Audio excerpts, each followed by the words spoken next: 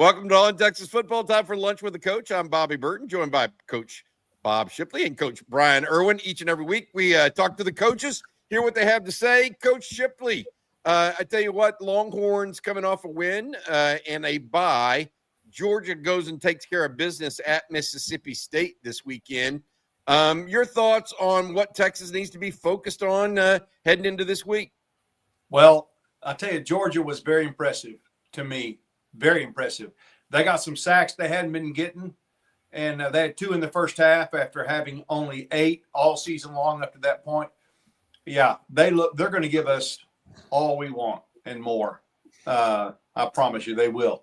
But, you know, like we were talking about pregame, and Coach Erwin was saying, pre-show, and Coach Erwin was saying, you know, you got to focus on the game at hand. This is the championship game. This is for all the marbles in your mind right here.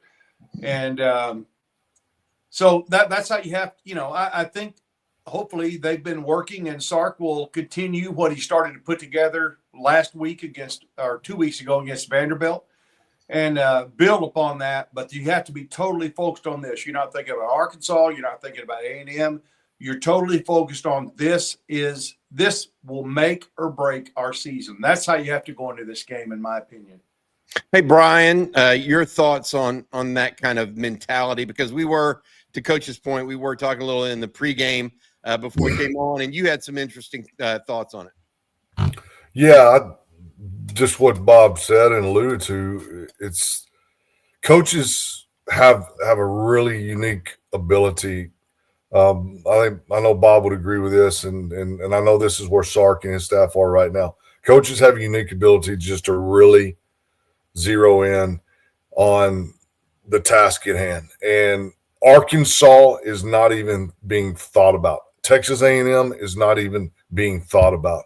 It's Georgia. It's prepare this week. You know, winning this week is not even being thought about. It's, you know, what are we going to do today in all aspects? Strength and conditioning, eating, sleeping, offense, defense, kicking game, the whole, you know, just the whole process. What, you know, you've heard Nick Saban talk about for years. It's the process. And that's what Sark, I know, believes in too. So take care of today, what we need to take care of.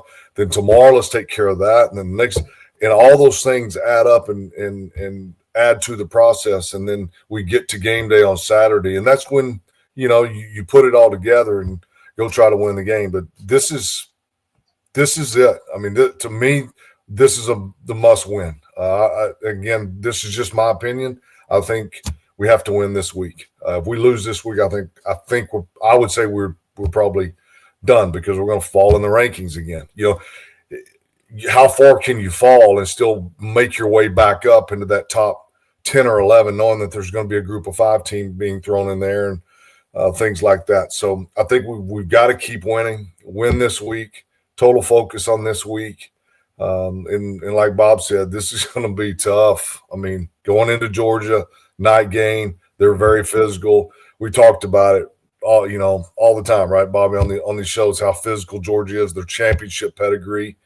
They're champions, the way Kirby Smart coaches. But we have to do to them what they did to us last year. We have to go into their house and get after their butts and not back down. And we've got to take the fight to them for 4 quarters, because it's going to be a 4-quarter football game. So we just got to take it to them, do the things we've got to do to prepare to win the game, then go win the game.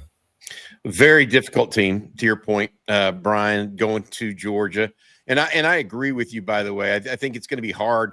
If Texas doesn't win this game, what is the path back? Well, they would have to beat Arkansas, obviously, and then come back and really have to have a resounding win against an A&M to even get consideration. Whereas if they win this game and then go play and beat Arkansas and either beat or play an A&M team that's ranked number 3 in the polls right now very closely, it's a different kind of conversation everybody's having. Oh, well, they only lost to the number 3 team in the country, as well as the number 1 team in the country, Ohio State. Yeah, I mean, so I get it. Let me ask you guys this question as we kind of think this through and talk about it. You mentioned Kirby Smart's team and its pedigree. championship pedigree. I think that's a great term. And I think that it's hard to coin it, but it's easy to understand it. They win in the fourth quarter. They win when all the chips are on the line. They are powerful at the point of attack on both sides of the ball. Their guys make key plays in key moments. So what does it take to overcome someone with a championship pedigree other than just to do it yourself? Bob, what do you think? Well, I felt a lot better about this Georgia game until I watched them play on last Saturday. And then I'm like, okay, if this team can't get to the quarterback, they can't pressure the quarterback. Well, that myth's gone, or that stat is gone, in my opinion. It's going to take everything we've got. It's going to take, hopefully, this offensive line has worked together now for, let's see, the week of Vanderbilt, the off week, Georgia week. So it'll be 3 weeks now. This is the third week that they've been working together as a unit. And hopefully they'll continue to gel and, and give Arch the time that he's going to need. But not only that, be able to open running lanes for our backs. That's going to be the key to this game. If we can't run the ball, then it's going to be very, very difficult for us to win this game. Yeah. Hey, Brian, Georgia's a 60-40 run-pass team. But I tell you what, Gunnar Stockton's been very impressive. Their quarterback, he's taking care of the ball. I think he's got last 3 games, he's got 9 touchdowns, 1 interception. They're running the ball all over everybody, basically, and controlling the line of scrimmage. They've got good tight ends. I mean, they're a juggernaut. They are not as talented on defense. I shouldn't say talented. They're not as prolific on defense maybe as they were a year ago with those 2 edge guys. Texas did pass protect well against Vanderbilt. What are you thinking about this game coming up, and what is Texas's path to win, I guess? Much like what Bob said, we've got to be able to run the football. Now, does that mean we're getting clips of 4 to 5 yards of carry? No, that's probably not going to happen. But if we can run the ball effectively, stay ahead of the chains, reduce the number of 0 to negative yardage plays, we've done much better with that. The last couple of weeks, that's been a huge market improvement in our running games, is avoiding the 0 to negative yard plays. So we've got to be able to run the football effectively. Arch doing what he's been doing, getting the ball out, getting the ball in our playmakers' hands. And then more importantly is what you talked about a while ago is what does it take? And we always talk about in situations like this is you have to create an emotional avalanche, I think, for your opponent. And whether it's Georgia, whether it's Alabama, whoever it may be, everybody has an Achilles heel. Everybody is beatable. There's no one on planet Earth that's unbeatable. And so you have to go out and you got to execute and play very disciplined football and create what we always called that emotional avalanche, where there's some doubt starts creeping into Georgia. We get in the first quarter and second quarter, and the Georgia players are like, wow, man, these guys are pretty good. They're pretty physical. They're pretty fast. They're disciplined. They tackle well. They're well coached. They won't go away. And all of a sudden that doubt creeps in, and we've got to make some doubt creep in on their behalf. We can't allow them to play with tremendous confidence throughout the first half. We've got to create some doubt in their minds throughout the first half, carry that into the second half, and then get it to the fourth quarter. And how do you do that? I think through that emotional avalanche. And how do you do that is through execution and just disciplined football. Hey, Brian and Bob, I want to ask you all about all these coaching openings in a second, if y'all don't mind. But before we do that, I want to say thank you to our sponsor. Our sponsor each and every week is Laura Baker and the folks over at Keller Williams Realty, the Andy Allen team. Laura is your Austin real estate expert. She knows the ins and outs, every nook and cranny of Austin and surrounding areas. Give her a shout, 512-784-0505. That's 512-784-0505. If you're moving to, from, or within the Austin area, reach out to Laura at andyallenteam.com or 512-784-0505. Hey, Brian, I'm going to stay with you. Nearly a dozen coaches openings already in college football.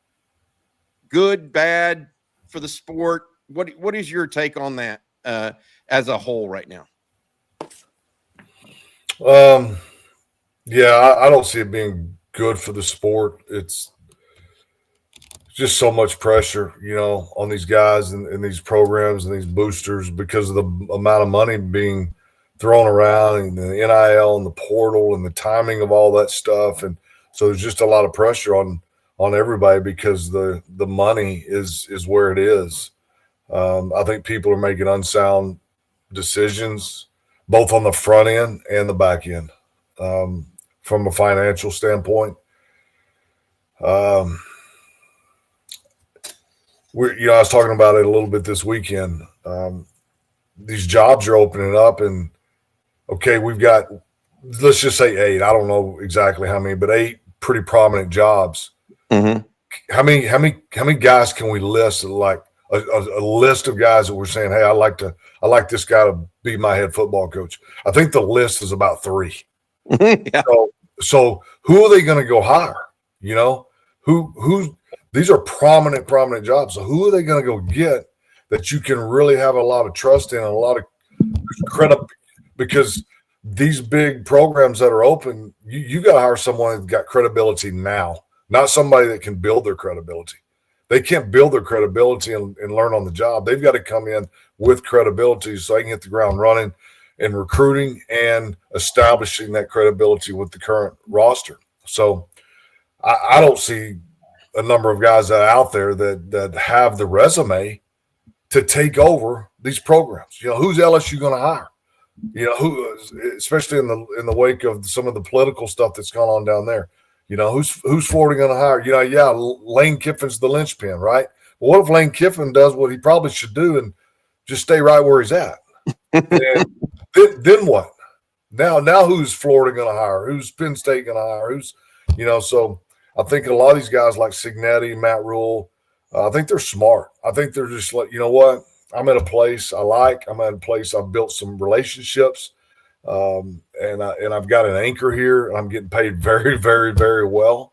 And I just want to coach a little ball, So I don't know. It's a tough deal. I'm just glad ours didn't open. Yeah. Hey, Bob, I will say this to add on to what you said there. If you think about Penn State, Penn State is not a learn on the job type of job. It just is. I mean, they've got Ohio State and Michigan peaking right now. And Michigan's on the upswing, it feels like. Oregon, is there. Bob, what do you think about all the coaching changes? And one of the things I wanted to get into with you guys, it's got to be disruptive to the players. There's no doubt it is. One good thing is if they want to consider going to the portal, they've got to put good film out these last few games and not I've given up because I'm saving myself. I'm a selfish guy. That's my opinion. But there are way more good jobs open than there are, as Brian was saying, qualified applicants to take those jobs. So some people are going to have to roll the dice. Penn State, Florida, Auburn, UCLA, Virginia Tech, Oklahoma State, Stanford. Those are great jobs. Unless some guys come out of retirement, they're going to have to take some shots on some young guys. And that's where you really roll the dice. One guy that I think that might be in the mix for a job is a former staff mate of mine, Will Stein, who's the offensive coordinator at Oregon. He was a GA for us at Texas with Tom Herman. Then he went on to Lake Travis High School as the offensive coordinator. Then went to UTSA as their offensive coordinator when they were really, really good. And then he's at Oregon now as the offensive coordinator, quite a chump. But he's a guy who's been in hostile environments. He's been where expectations are high. He's a guy that I think somebody might consider. I don't know if it'll be one of these top jobs, but I think he'll certainly be up for, an FBS job potentially. But after that, I don't know where you go. I really don't. Let me ask y'all that. This is a good question because I think people are interested in it. What are the qualities you're looking for? You guys have seen them. You guys have seen successful coaches go on and make that jump from assistant to head coach. Brian, what are some of those qualities that you kind of think you would identify? I'm sure you've had assistants go on to be head job, take head jobs elsewhere, et cetera. I think, the leader that he is, they've got to be somewhat of a natural born leader and a developed leader. You think of a guy like Kalen DeBoer and what he's gone through at Alabama. And I said, I'm like, this guy, since we played him at Washington a couple of years ago, and I really studied him a little bit and listened to him a little bit, I was so impressed with this guy and how much of a leader he is. And not only being a leader, but having emotional intelligence. I think emotional intelligence is a critical factor for these guys. Maybe something that Brian Kelly didn't have, enough emotional intelligence to go into LSU and know how to coach in that environment. So, being a leader, having a tremendous amount of emotional intelligence and relationship building. Okay, who did I just describe? Steve Sarkisian. Steve Sarkisian is a leader. Steve Sarkisian has a tremendous amount of emotional intelligence. I've never met him in my life, but I can just tell. He's a relationship guy. He's a relationship builder. Yeah, be an offense or defensive guy, of course. Be somewhat of a genius and a guru on one side of the ball or the other. It doesn't really matter. Elko's a defensive guy. Sark's an offensive guy. Just be effective on one side of the ball or the other and bring some expertise there. But more important than that in the schemes and being an offense or defensive guy, I think it's being a tremendous leader, having emotional intelligence, creating and being a relationship guy, and, just being a guy that you can develop trust and rapport and respect with the kids. The kids are going to trust you early on. You're going to develop that trust. And you're going to capture their heart. You got to capture. I know we're in a day and time of money and NIL. It doesn't matter. It's even at the NFL level. These guys, it's an emotional game, and if you can capture their heart and be that kind of coach that can capture these kids' hearts, lead them, emotional intelligence, develop the relationships, be a sound teacher on the football field. That's what I'm after. Interesting. That's good stuff, guys. Thank y'all for sharing that. Hey, before we let folks go on this Lunch with the Coach every Monday here at around 11 a.m., I want to ask y'all this, just looking forward to this game this weekend. Is there one aspect of the Texas team right now that kind of gives you some hope? Georgia's a firm favorite. Is there a particular aspect of the Texas team that you say, I think if this area shows up, Texas has a real shot? Bob, I'll start with you. Well, it's hard to pick just one, so I'm just going to kind of throw a net over a 5-yard area around the ball. It's a line of scrimmage. Who's going to control the line of scrimmage? Defensively, we have to control the line of scrimmage. Offensively, we have to control the line of scrimmage. I know that's kind of a catch-all, but this game will be won and lost in the trenches, in my opinion. Brian, what about you, bud? I like it. I agree with Bob, but I'll go another route. Special teams. Ryan Niblett, punt returns, our punter, our kicker, just getting some yardage here and there, some plus yardage in the kicking game, punting the football. Ryan Niblett on punt returns, and think about it. We got Ryan Niblett back there's been tearing it up. What do these guys have to do? They got to do a better job of covering the football when they punt to go cover Ryan Niblett. What does that might create? A weakness in protection. Maybe this could set us up for a block punt because they've got to now get down the field and get Ryan Niblett taken care of. So now maybe we can create a weakness there with their protection scheme and go in there and get a punt block or something. You get a punt block, you get a punt return, some big punts, flipping the field, make a couple field goals like Shipley's been doing, the solid, the 37s, the 43s. I'm not talking about making a 56-yarder. I'm talking about make the ones you're supposed to make. And that's where you can find 5.5 points right there. All right, guys, that's going to do it for today. Appreciate y'all very much for joining me here on Lunch with the Coach. Thanks, Coach Shipley. Thank you to Coach Erwin. We'll be back more tonight. You guys have got Bob, you've got the live stream tonight with Rod and CJ. We'll see you guys back here again. And then again, Brian, we got you on Friday morning before the Georgia game. I'll be in Athens this weekend. You guys have a good one. Hook 'em horns. Thanks, coaches. Hook 'em.